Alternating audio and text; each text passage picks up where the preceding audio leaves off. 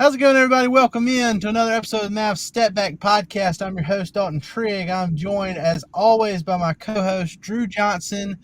We took a much-needed, in my opinion, much-deserved break from doing podcast stuff. We've still been, writing stuff here and there on DallasBasketball.com, but we took a real almost 2-week break from doing podcasts after the Mavs lost in the NBA Finals to the Boston Celtics. And that's one thing about your team playing into mid to late June is that immediately following that, you had the NBA draft. The Mavs, they only had the last pick in the draft, 58th pick. They ended up trading up with the Knicks, I believe it was, from 58 to 51. They took a guy that, I know you're very high on. You wrote a scouting piece on him at DallasBasketball.com. He's a French prospect, 20-year-old, 6'8" forward, Melvin Ajinca. And his cousin played for the Mavs during that 2011 title year. He was a backup center. So he's he's a really intriguing project. We could see him at NBA Summer League, which will be coming up in a few weeks.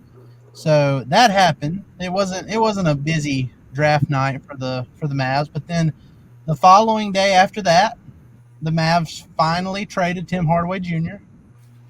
They traded him to the Detroit Pistons for they sent 3 second-round picks too for Quentin Grimes, who is essentially a better version of what Josh Green already is. So he can shoot the 3-ball. He can pass a little bit. He's an excellent defender, especially fighting over screens or even going on. He can navigate screens very well, something that, you and I have complained about Josh Green not being able to do in the past. So I thought that was a really good get for the Mavs, considering Tim Hardaway Jr. was pretty much, trading him for nothing would have been addition by subtraction. So, and I mean, I know that sounds harsh. And, I do appreciate the 5 years that Tim Hardaway Jr. played with the Mavs. But, I think it was a move that had to happen. And, they traded him. They got Grimes. Grimes should be a pretty good addition for them. And, we wish Tim Hardaway Jr. all the best. But, okay, so after that, since I think Grimes makes around $4 million. Tim Hardaway Jr. makes $16 million. So because of that trade and, Tim Hardaway Jr. essentially being absorbed into the Detroit Pistons cap space, the Mavs now have the ability to offer the full mid-level exception in NBA free agency. And, there's a lot of stuff going on here, DJ. I guess we're going to start our tinfoil hat part of the show here. So, I don't have any tinfoil, but guess what I do have? I have this pot. So this is what I'm wearing. And you have the very official tinfoil hat on your end. I'm not going to comment on this handle location, but yeah, there's been a lot going on. NBA free agency rumors. Most importantly, in my opinion, the Mavs being linked to Klay Thompson. According to Mark Stein, he says the latest evidence of Klay Thompson's dysfunction, I guess you'd call it, with the Golden State Warriors, amid a growing belief league-wide that Thompson's relationship with the Golden State Warriors is irretrievable. Strong mutual interest between Thompson and the Dallas Mavericks is expected when free agency opens on Sunday evening. And then Stein even went as far as saying that the Mavs are expected to be the favorites to land Klay Thompson. So a lot to unpack here. 1, the fit of Klay Thompson. 2, the other teams that will be pursuing Klay Thompson, which, essentially the big three. It's the Mavs, it's the Lakers, and it's the Clippers, because the Clippers don't know if Paul George is going to come back. The Warriors they're kind of screwed. I mean, they put all their eggs into the Paul George basket. Paul George opted out of his contract, so there's no trade opportunity for Golden State there. They're missing out on him. They burned a bridge with Klay Thompson. So they're just kind of they're just kind of screwed. They gotta accept a sign and trade from wherever Klay Thompson decides to go now.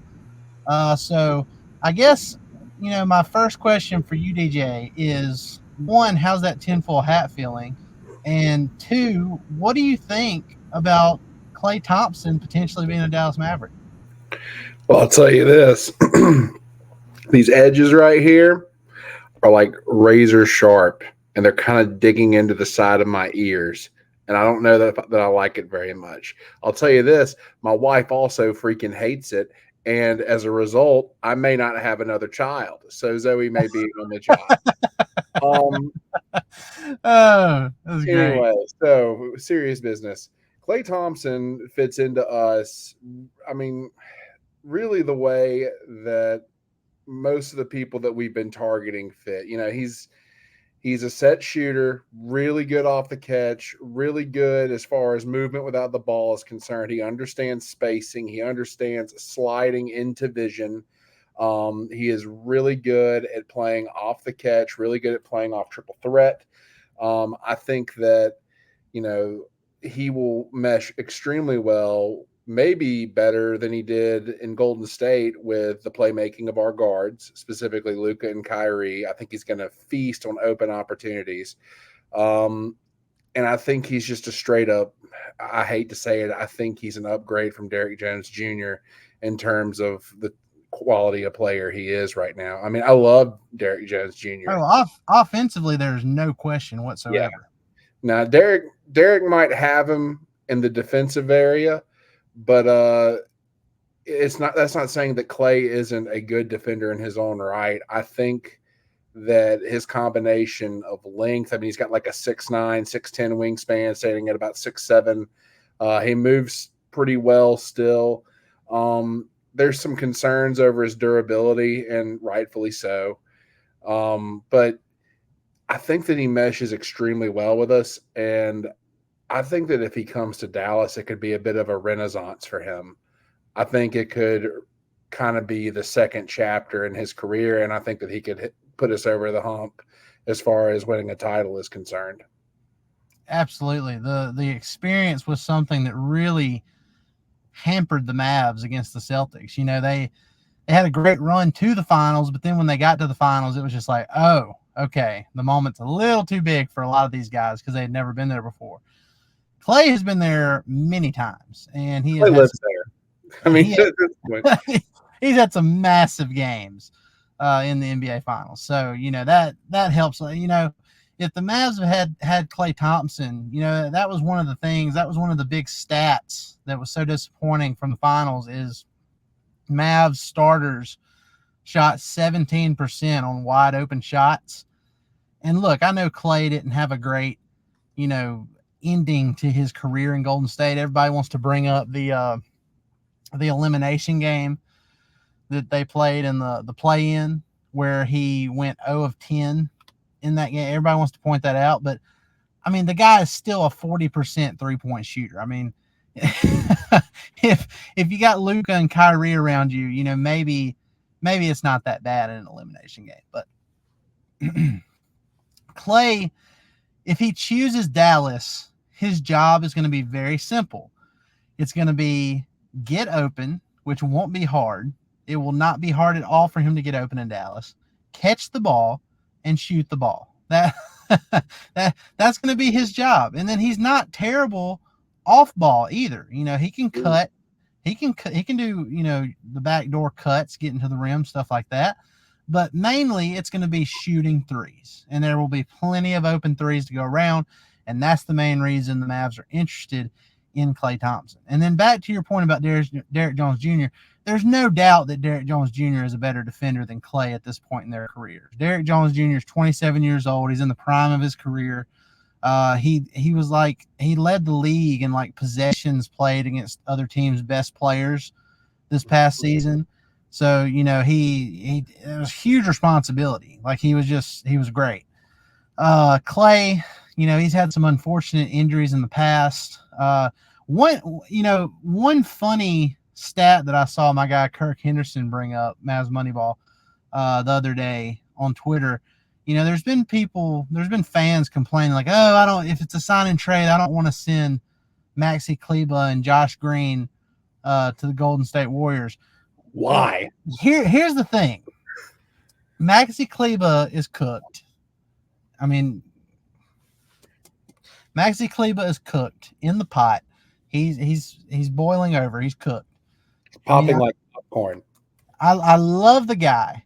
He's been great, but he can't stay healthy. It's kind of like the Kristaps Porzingis thing. They show flashes, they show moments where it's like, okay, this guy's an important piece, important rotation piece, but he just can't stay healthy, and he's already like 32 years old. Like it's not happening anymore.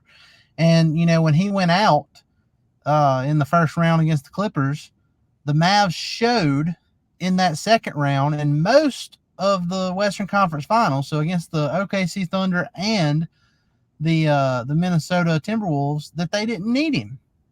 Gafford and Lively held the fort down, and so that's the first thing there. And then the second part with Green is you just got Quentin Grimes, who is essentially a better version of Josh Green. So it's not that big of a deal. And look, going back to, I kind of went down a rabbit hole there, but what Kirk brought up is those two guys, Josh Green and Maxi Kleber, have missed way more games than Klay Thompson did last season. Klay Thompson, a guy who's had an ACL surgery and Achilles surgery, he's 34 years old, and he played 77 of the 82 games last season. Like, the guy can play. I mean, like I said, they were unfortunate injuries that he had in the past, but it's not affecting him now as far as his durability.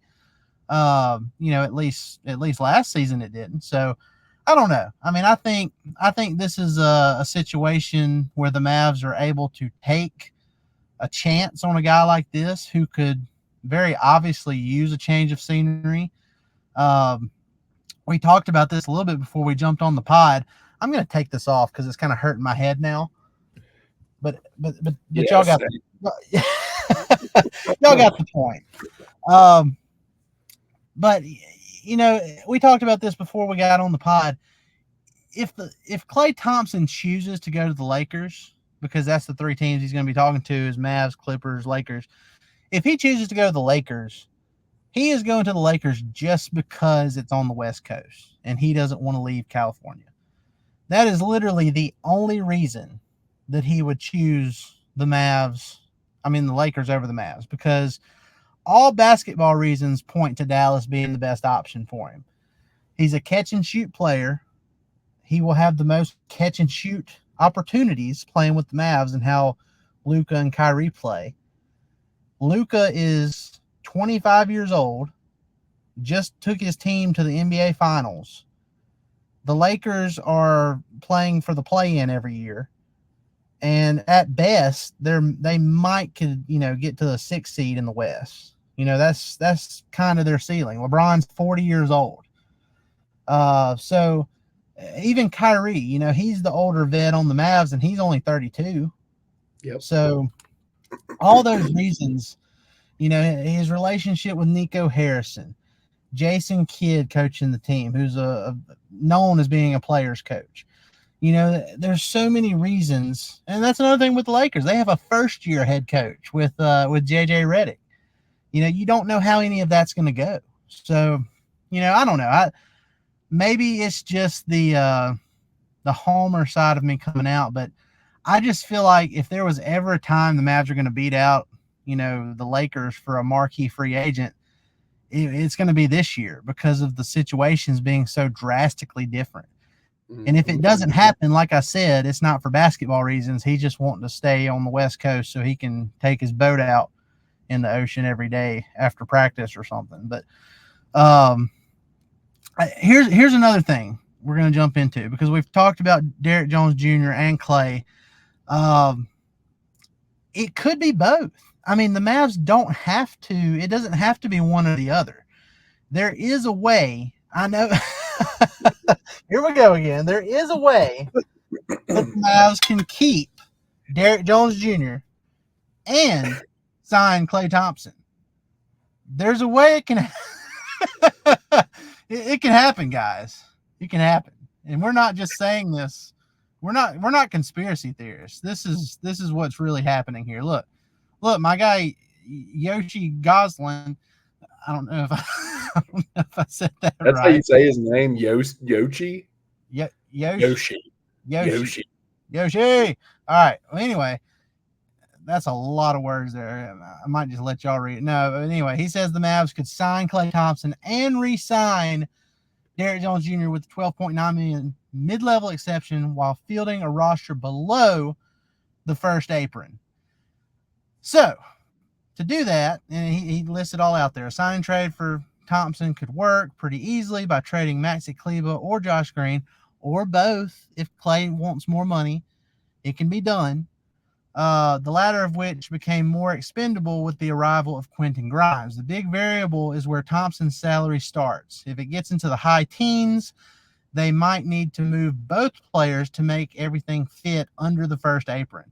Which, again, like I said, I think that's inevitable anyway. Like, I don't know. Yeah. It really, I think it's less about like how much Klay wants and more about what the Warriors want in return. Do you want both of those players? Because I think that Josh Green is gone either way.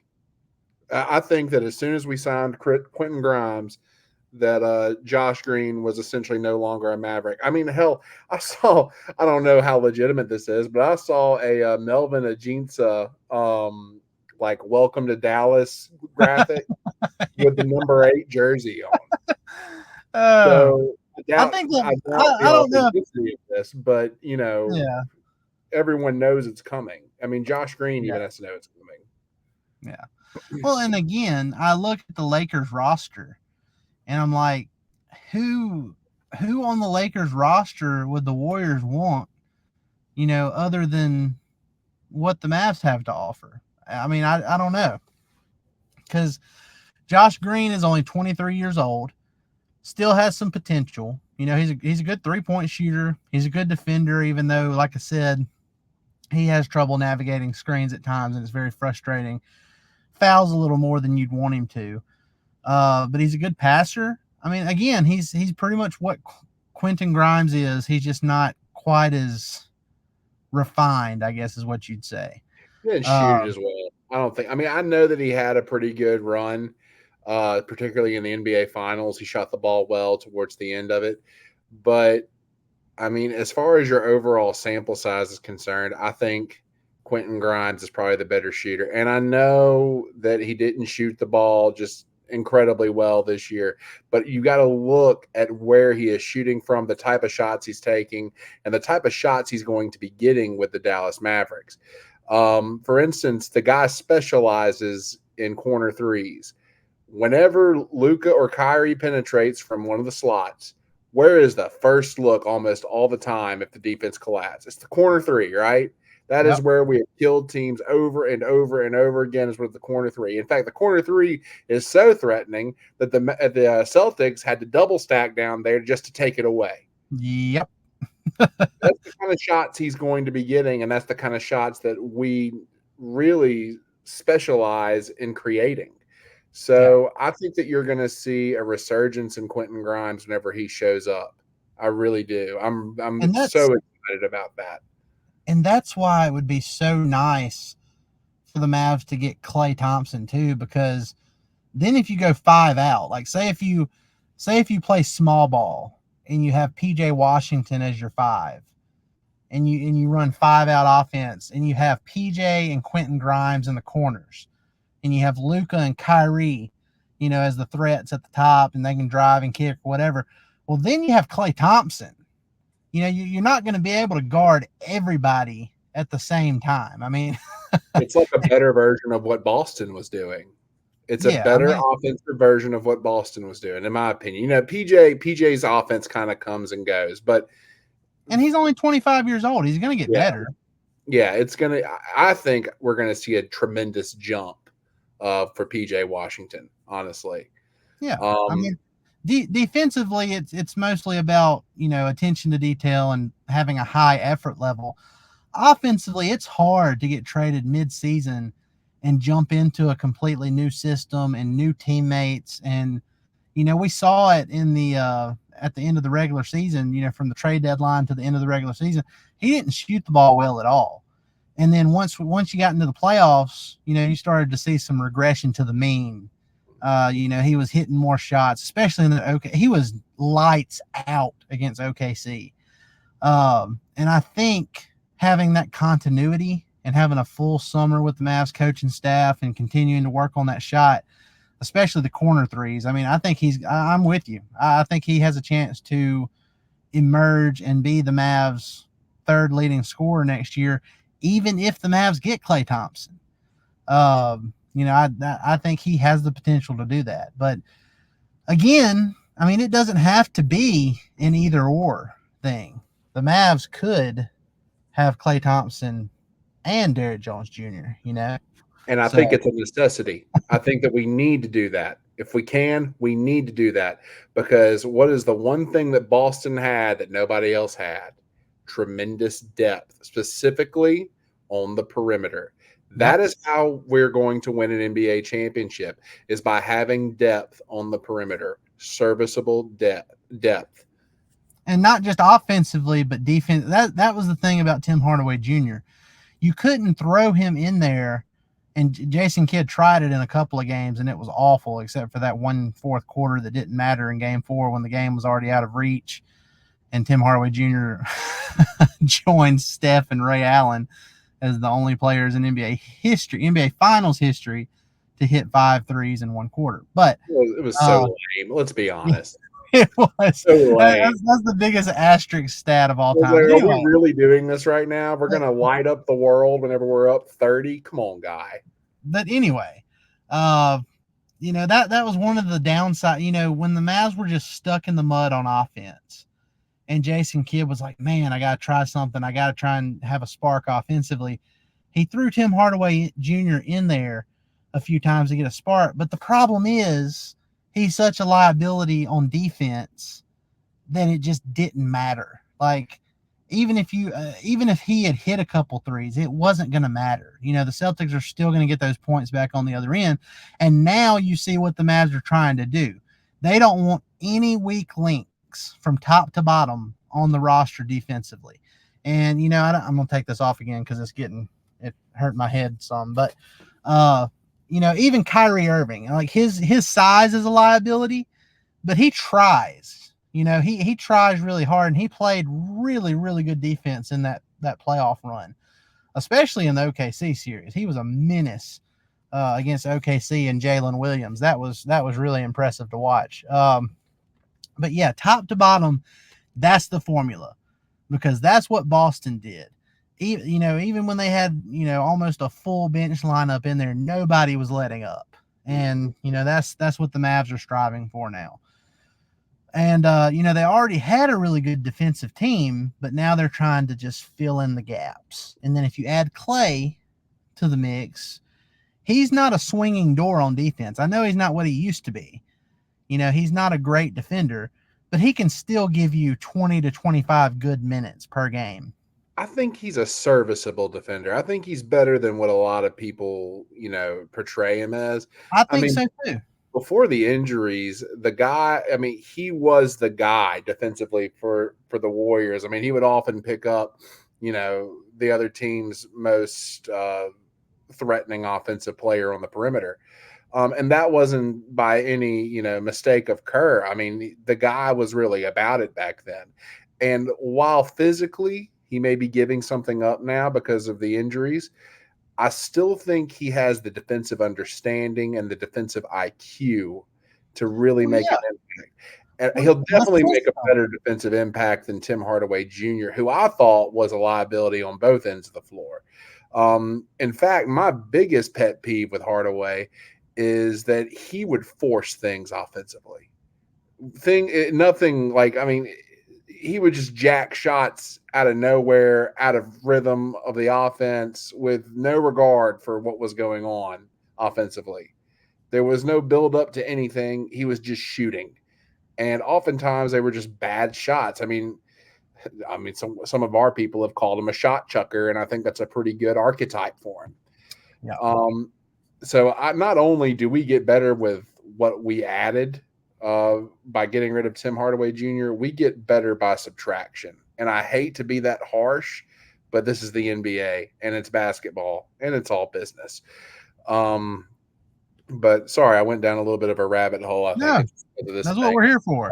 But no, I think that Klay is a better defender than what a lot of people give him credit for. I don't think you will see any kind of drop off whatsoever in terms of defense or team defensive productivity.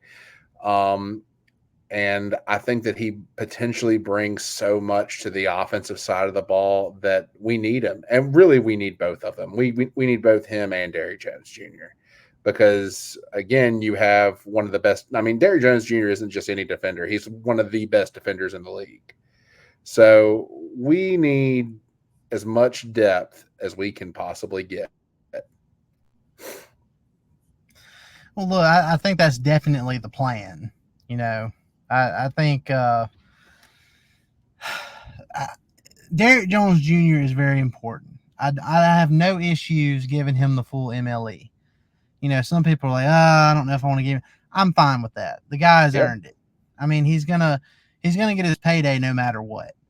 You know, the Lakers, LeBron James, he started to or he opted out of his contract to be a free agent, and he's working with the Lakers to get a new contract. And depending on who they're able to get, he might take less than the max to help them open up the full mid-level exception, so they can throw it at somebody. So you know they could try and persuade Klay to take that, which would be less money than what the Mavs could give him in a sign and trade. They could try and throw it at Derrick Jones Jr. You know, because I'm not putting the hat back on again, but you know, you can kind of read the tea leaves. Derrick Jones Jr. switched representation the other day, and it's kind of funny, you know, the sequence of events, how it went down. You know what? Screw it. It's going back on. All right. So he switched representation the other day.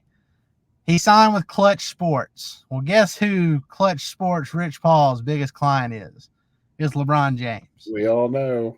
Yeah. So what if there's like a handshake agreement under the table? Lakers give or offer Derrick Jones Jr. the full MLE. What if the Mavs don't want to give him the full MLE? What if, you know, after we heard about Derrick Jones Jr. changing his representation, like I think it was literally an hour after, and maybe 2 hours after that happened, when the report from Stein came out saying that, you know, the Mavs were favored to sign Klay Thompson when free agency started. So it's like, did Derrick Jones Jr. did he like tell the Mavs, hey, I'm signing with Clutch and I'm going to the Lakers? And then the Mavs were like, hey, okay, well, we're going to prioritize Klay Thompson now. Is that what happened? I don't know, but you know, it kind of makes you think a little bit. You know, the thing is, Clutch represents so many freaking players, man, and a lot of them are not on the Lakers. So I don't know.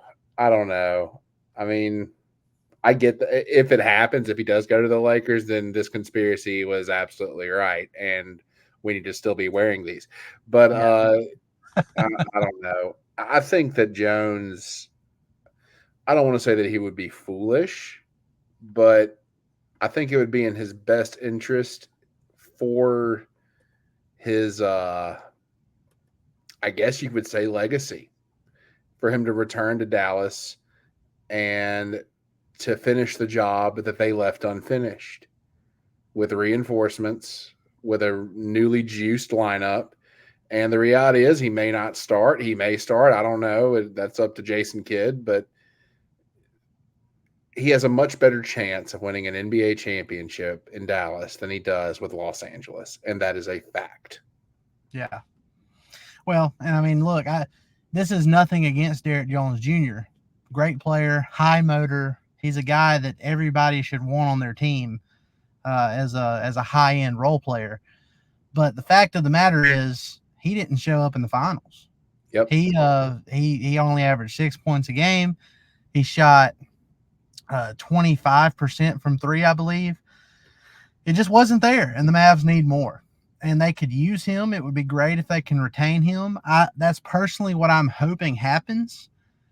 But if it was just between Klay Thompson and Derrick Jones Jr., I would pick Klay Thompson because Klay Thompson is a 4-time champion. He's got the experience. He's still a very good player. I don't know if you saw the stat I posted the other day, but for the season last year, he averaged nearly 18 points a game.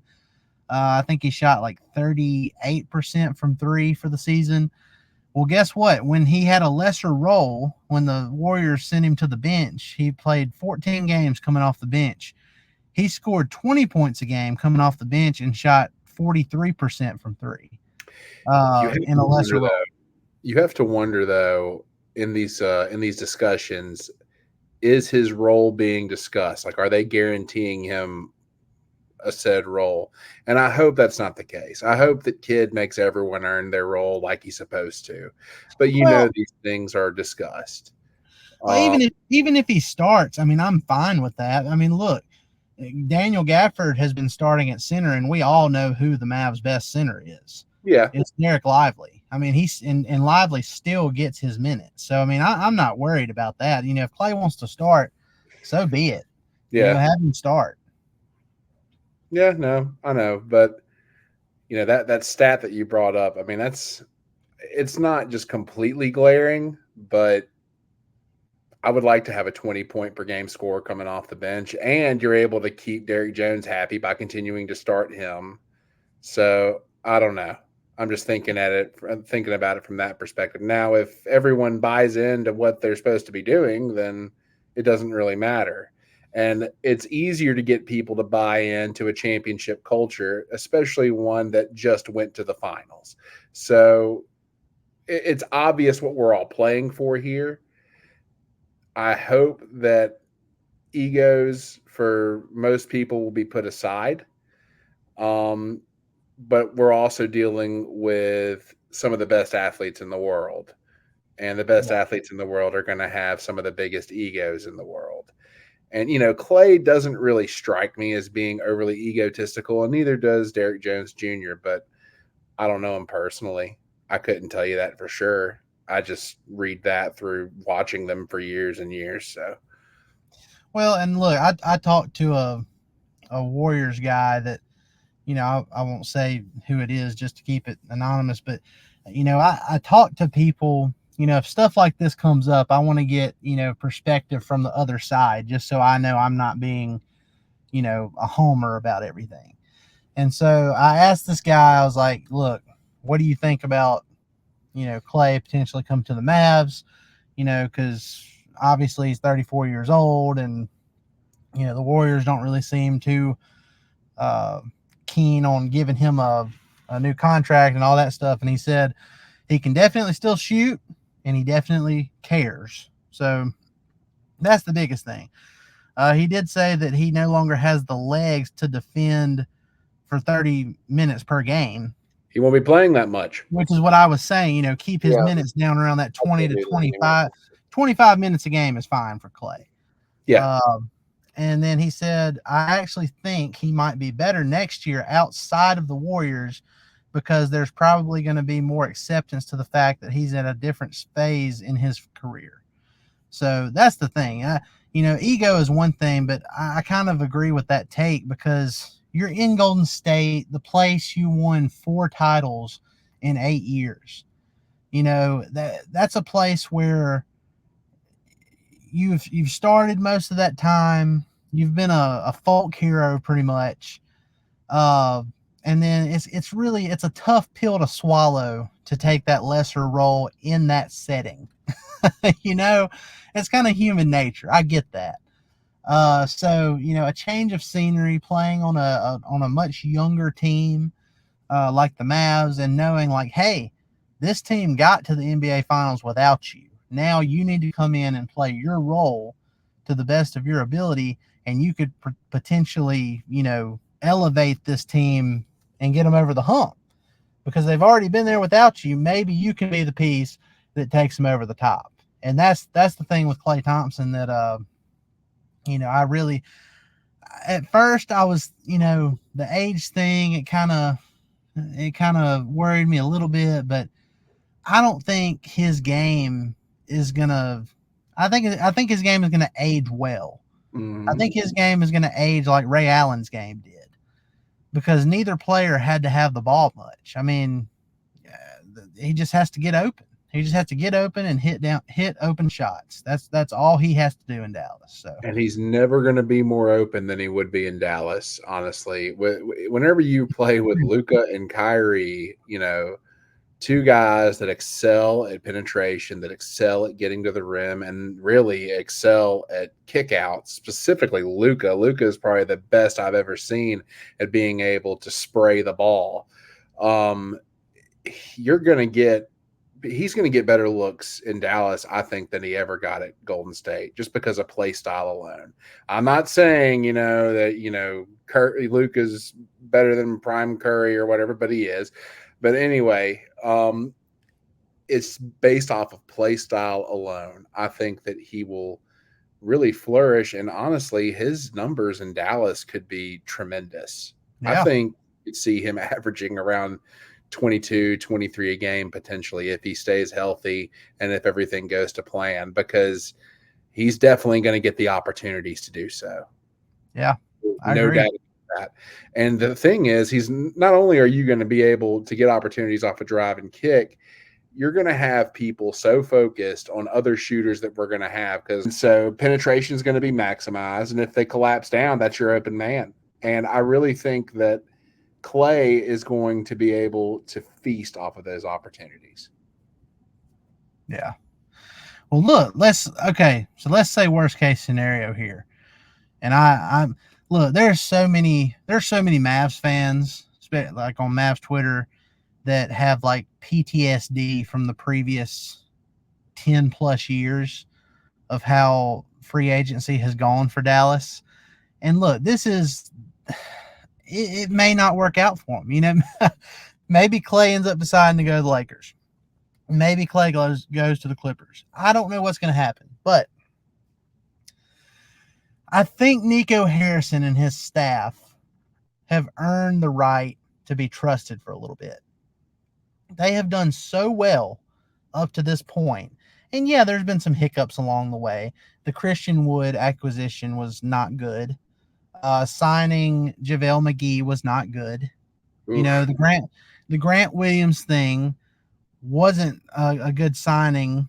And even though they flipped him for PJ Washington, they had to give up extra draft capital in hindsight because they did the Grant Williams trade. So there have been hiccups, but for the most part, the Mavs have pushed the right buttons. Nico Harrison and the front office have done what's necessary to turn this team into a title team around Luka Doncic and Kyrie Irving. And so they have earned the right to have a little bit of trust and for us to have a little bit of patience. So we'll see how it goes. It may not work out the way they want it to. And I think their number one plan, like I said, is to get Derrick Jones Jr. re-signed and add Klay Thompson into the mix. If that doesn't happen, you still even if the Mavs do nothing else for the rest of this offseason, you got Quentin Grimes, and you're going to have a lot of internal development to lean on next season too, which is something the teams of the past, the teams in the Dirk Twilight era from 2012 up through when he retired and then the first years of Luka's career, that's not something that you could say that there was a lot of internal development to lean on. You have Derek Lively, who's 20 years old. He's going to be a lot better next year. You have PJ Washington, Daniel Gafford. Both guys are going to be more acclimated to their situation. There's going to be more continuity. They're both just 25 years old. That's going to be something to watch for. You got Omax Prosper, who most people thought was going to have the rookie year that Derek Lively had. The Mavs are still very high on Omax Prosper. We are too. He is a big dude. Yeah. He's Not pushing as big six. as some of these tweets coming out. I've seen where people are Yeah, saying he's 6'11". He ain't that big, but he's no, still a not. pretty large human being. Yeah, he's pushing 6'9" is what Yeah, he's. he is. He's pushing 6'9". He has a massive wingspan, just a large human being. And Jason Kidd said, toward the end of the season that he expects Omax to be a part of the rotation next year. Now, obviously, that's a little bit harder to envision if the Mavs keep everybody that they've got right now, including Derrick Jones Jr. But if you trade Maxey and Josh Green, you open up a chance for Omax to try and take Maxey's spot. He's not as tall as Maxey, but he has in my opinion, he has the physical tools to kind of be the same defensive presence that Maxey brought at times, and he can shoot a little bit too. So he's also longer. I think he's also longer than Maxey. I could be wrong. He is. He is. Okay. So that's one thing to look forward to. But even if the Klay thing doesn't work out, DJ, this is one last quick thing we're going to touch on before we get out of here. There are some other options there's some other options here that, that have come up leading into free agency. Kentavious Caldwell-Pope, KCP, from the Nuggets. There's been a report, and that one also came from Stein, that there would be mutual interest between KCP and the Mavs, when free agency opened. But the thing is, the Nuggets report, the way Stein put it, the Nuggets would basically rather have KCP walk for nothing than, to see him, to help facilitate him to Dallas in a sign and trade. That's crazy. Because they would be helping a Western Conference rival they just saw get to the NBA Finals, which I understand that in a nutshell, but that's still, to me, like, I wouldn't want one of my key guys leaving for nothing. It's never a good thing when a guy leaves. We saw what happened when Jalen Brunson left for nothing. And I know we hated seeing him go to the Knicks, and because of the tampering that went on and everything. But even with all those hard feelings, I would have felt a lot better if a sign and trade had even if it was like Julius Randle or somebody coming back, Listen, I would love to have Julius Randle. I would love to have. Let's just move past this because this is pissing me off. Julius Randle in Maxi Kleber's spot, but yeah, I don't know what the Nuggets, they might be salty, and that could just be posturing if they're really saying that behind closed doors. But yeah, KCP, he'd be a great addition for the Mavs. He's only 31, I think, so he's 3 years younger than Klay. Fun fact: KCP and Jrue Holiday are the only players since 2020 to have multiple titles. So, Jrue Holiday, he won with the Milwaukee Bucks in 21, and he just won with the Celtics this year. KCP won with the Lakers in 2020 in the bubble, and he won with the Nuggets in 23. So, what's even weird about that is they're kind of similar players. They are. So there might be something to this, having these strong defensive guards that just make you better, that do all the dirty work. Imagine that. Hunt offensive rebounds. Yeah, imagine that. I'm a fan, man. I would love to have KCP. I think I'd like to have Klay more just because of, offensive continuity, but KCP makes us better. Yeah, now I've got something for you. Let's say the Klay thing goes south. Let's say, he goes to LA or some stupidity like that happens. Do the Warriors look to offload some of their assets? Do they look to blow it up? And if so, do we go after Andrew Wiggins? Yeah, because there's some tension there, I think. Oh, there's some tension, baby. I can feel it right here. He was wanting to play for the Canadian national team, and the Warriors told him no. Like, they kept him from doing that just because, they didn't want him to risk getting hurt with all these, with the fluidity of free agency and trades and all that. Mm-hmm. They didn't want to risk him getting hurt and affecting stuff like that. So I'm with you. I think that would definitely be an option.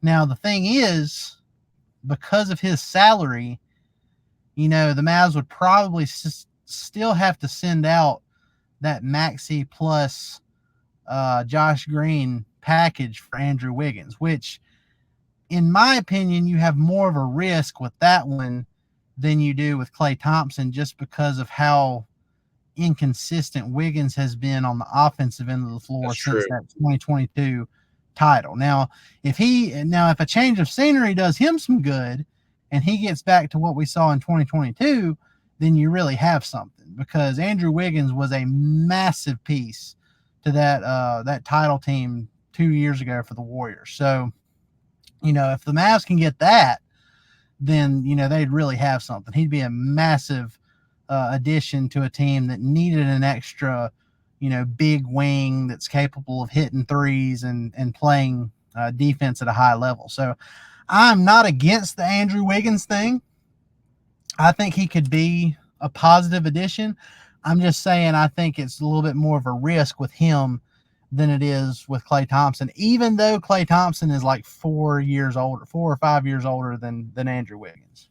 Age is just a number. It really matters what you can do on the floor. But I will say this, that 2022 season did show us that Wiggins is capable of being a perimeter threat. And who knows? I mean, it's like what applies to him applies to Klay Thompson, in that he's going to be getting much better looks from the perimeter in Dallas than he would with Golden State. He'll be getting those exact same looks. Now, is he as good as Klay at getting open for said looks? No, he's not. But he possesses some things that I like. For instance, he's about 6'8". Yeah. He's extremely long. He is a top-level athlete. End to end, he's a fantastic athlete.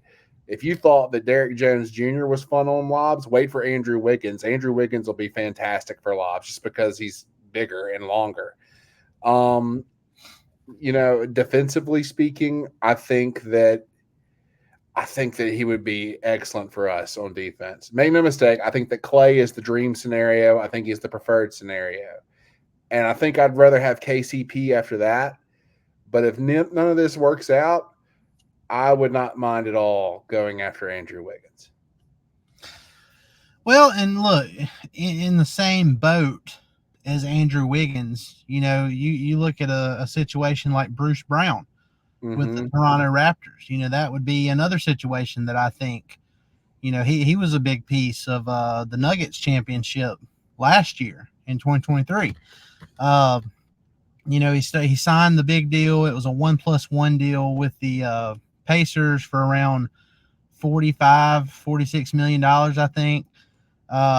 They picked up his option for this next season, so he's on an expiring $23 million contract, I believe.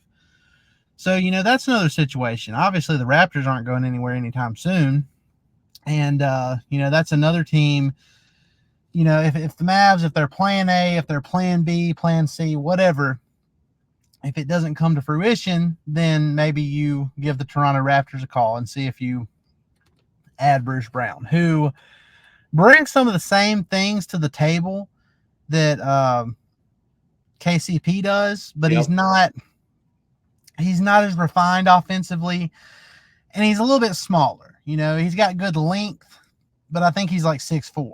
So, so I don't know. I mean, obviously there's a totem pole to this stuff that you want to go by, and Klay Thompson is obviously at the top of it. But I don't know, man. Stein knows his stuff, and I don't think he would tweet out something. I don't think he would post something in his official newsletter, saying how strong of a mutual interest the Mavs and Klay have, and saying that the Mavs were the favorites to sign him, when free agency begins.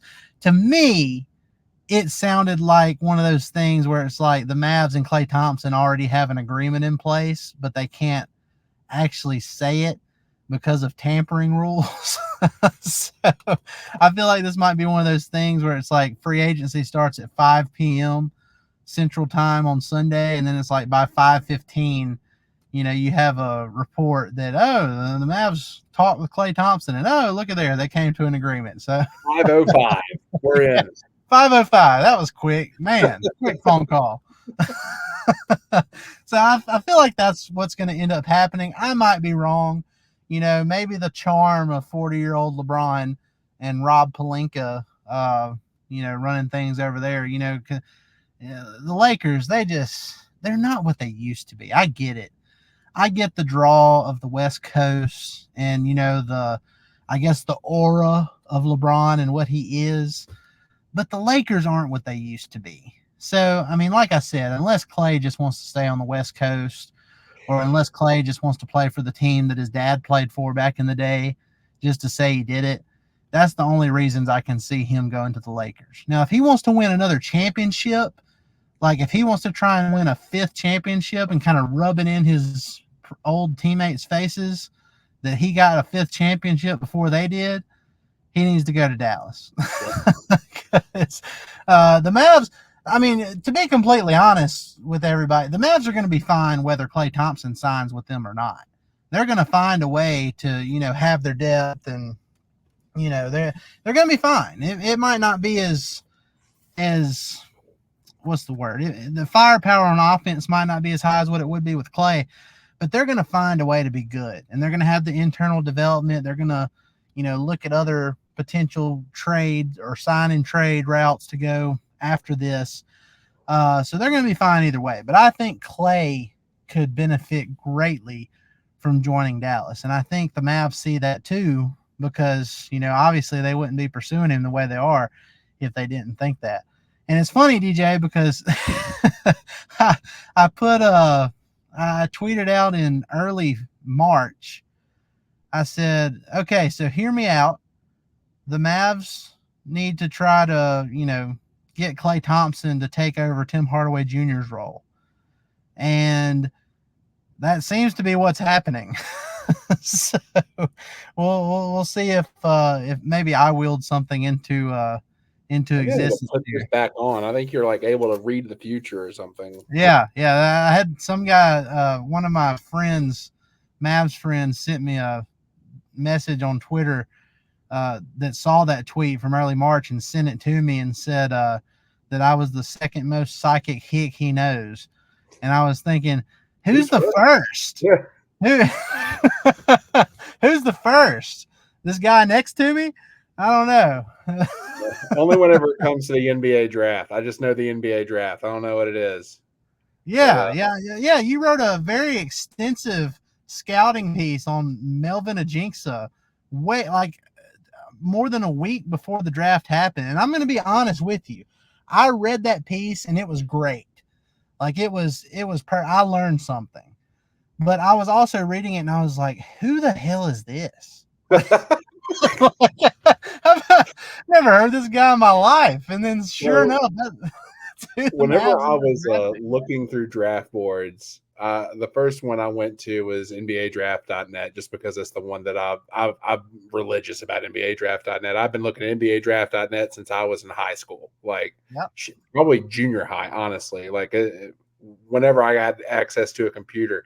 God, do you remember whenever we were in like 8th grade and they'd send us to the library with Miss Guthrie, and we'd be like on those circular tables with the computers, and we were all just looking up crap. I was on NBADraft.net looking at draft prospects. But anyway, I saw him listed with the Mavericks, and I'm like, okay, Ajinca, that sounds familiar.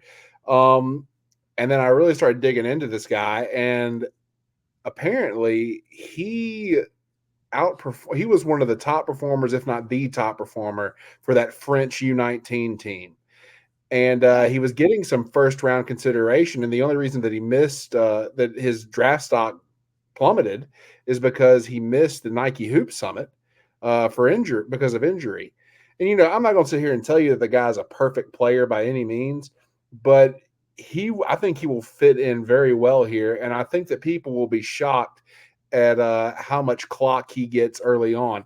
Now, I've heard some mumbles about him not coming over for another couple years. I don't know how true that is, but when he does finally get here, I think that he could potentially make a difference down the road just because of his play style alone. I mean, he's a 3-and-D guy, and that's what the Mavs need mostly is 3-and-D guys, people that can knock down threes and play excellent defense on the other end. He gets a little out of control at times, but one thing about this guy is he's got an incredible motor. Sometimes that incredible motor gets the better of him a little bit, but you always want it's a good problem to have. It's easier to turn somebody down than it is to turn them up, right?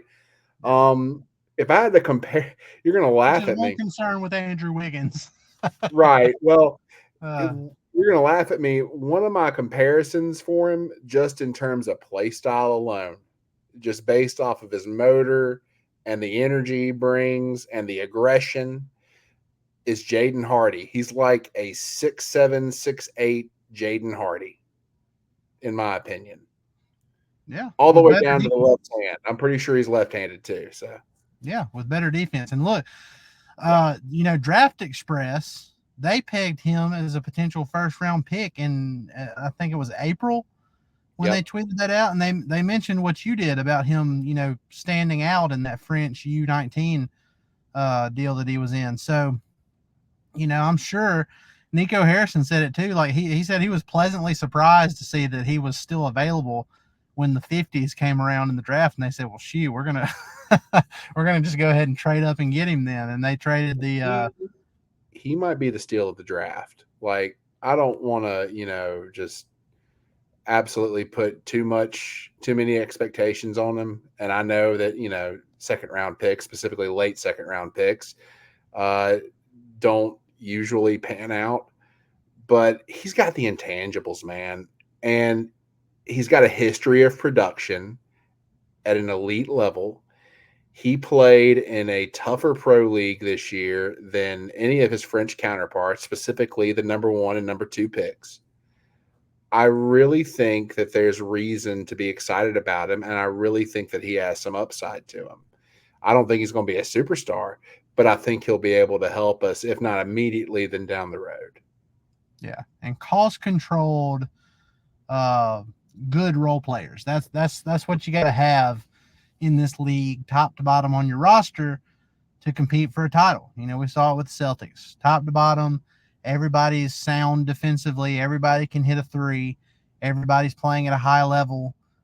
So that's what we're hoping that the Mavs get with Ajinca. So I think that could, I think it could work out for them. We'll see how it goes, but there's been some conflicting reports. I did see that thing about the stash, the draft and stash, but then I saw Tim McMahon, he posted that, he was Ajinca is expected to play at Summer League. So yeah, we'll see. I don't know. It might depend on what happens with trades before free agent. Before Summer League gets here. So we'll see. We just crossed over midnight here Central Time. So that means we have 17 hours to go until free agency officially opens. So I can't wait. It's the most exciting time of the year, aside from if your team makes it to the NBA Finals. There's 3 massive times of excitement. There's the trade deadline, there's free agency, and then, like we said, if your team makes it as far as the Mavs did this year, that was just a thrilling run through the Western Conference playoffs, and to be a part of the NBA Finals, that was a lot of fun. So can't wait for free agency. We'll kind of cross our fingers and hope the Mavs' top plan works out for once. Look, I like I said, I give Nico Harrison a lot of credit. I think he deserves some patience. I think he deserves, a little bit of trust, because they've pressed more of the right buttons than not so far. And I think that will probably continue as we go into the next few days. Even if they don't retain Derrick Jones Jr. in the process, there's going to be something that comes up, that makes the Mavs better. And they still have some young guys on that roster that can be elevated and make them an even better team than what we saw last year. So, guys, we appreciate it. Thanks for coming on here and listening to us ramble as always. Hope you enjoyed the tinfoil hat thing. I I ran out of tinfoil. I don't know what happened. I didn't have any tinfoil, so I had to get a pot. Yeah, I don't know. It's not the most comfortable thing in the world, but it works. I promise you it's more comfortable than this thing. This thing is digging into my skin. It's still 10, I guess, but I'm telling you right now, my brain is fully protected from the aliens and 5G, so we're good. Exactly. It's fully protected from LeBron and his Lakers voodoo that he's trying to put on Klay Thompson as we speak. So, guys, look, we appreciate it. I hope y'all have a great rest of your week or weekend and your week going into next week. And be sure to like, rate, and subscribe on all your favorite podcast platforms. Hit that subscribe button on YouTube. It's good to be back. We're probably going to be going back to just doing one per week since, it's the off season and there's not much going on after free agency, but we're getting back in the swing of things and going to bring y'all at least, one recap of what's going on every week. So, and we might be at Summer League. We're still putting together stuff for that. So we will be sure to let y'all know if we get those plans finalized. But guys, we appreciate it. Y'all have a good one. We'll see you next time. Thanks, guys.